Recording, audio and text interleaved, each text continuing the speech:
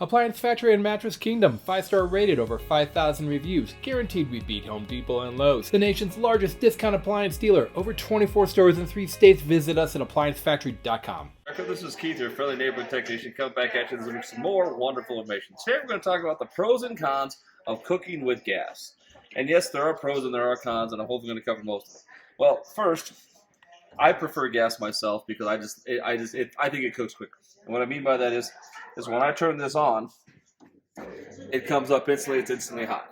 Okay, and I can visually see the flame as I move the dial. Okay, versus like electric, you really can't see the glowing get hotter, bigger, hotter, and smaller. But with the gas, you can physically see the flames get larger and smaller, so you can put it to the size you like. Second of all, I just think it's a more efficient way of cooking, okay? And you don't need 220 to use it, you just need a 110 plug. Now, that being said, there are some cons of gas. Your gas will have a smell to it, okay? Your electrics will not have a smell to it. They will basically, unless you burn something, then you'll get a smell. But anytime you burn liquid propane, you all know what raw propane smells like, the rotten egg, get out of your house, blah, blah, blah, blah, that. No, it's not like that. But there is a smell to gas when you cook with gas. If you've never used gas before, you really want to find somewhere that has it so you can find out if you can live with the smell that comes off the gas, okay?